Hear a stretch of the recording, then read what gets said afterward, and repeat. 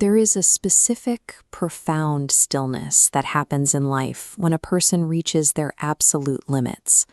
The Antim Ghanta, or final hour, describes a psychological threshold occurring long before any physical end.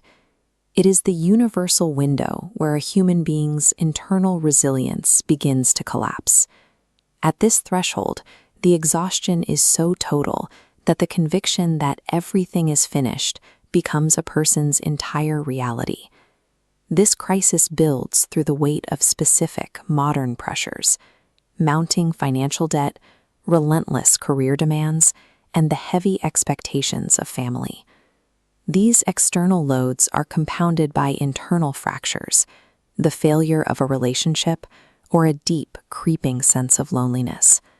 Eventually, the accumulation leads to a silent climax, where the individual questions if they have any courage left to keep fighting. This final hour is the result of sustained, unresolvable tension that eventually breaks the spirit. Standing inside the Antim Ghanta feels like being at a frozen juncture with only two paths remaining. One path leads toward absolute darkness, isolation, and surrender. The other path is a difficult, upward climb that leads back toward recovery.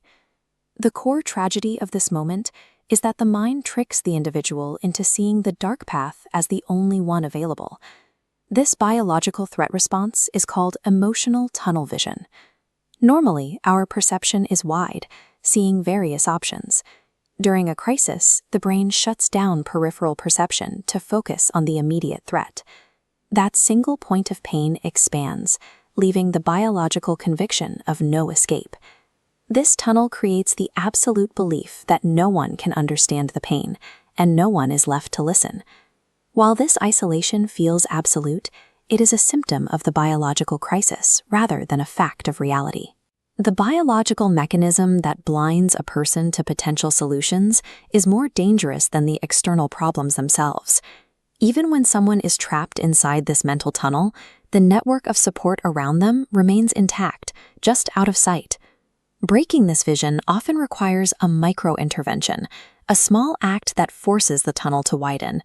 This could be a simple phone call, a text from a friend, or a brief check-in from a teacher or a parent.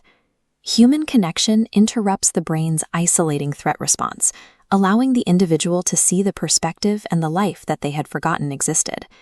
This shifts the focus away from the person in crisis and onto our role as observers. We have to ask if we are actually noticing the silent struggles in the people we see every day. Often, we listen only to provide an answer, rather than listening to understand the weight someone is carrying. If you notice darkness growing in someone's life, a deliberate conversation can pull them back from the edge and help them find the path back toward life.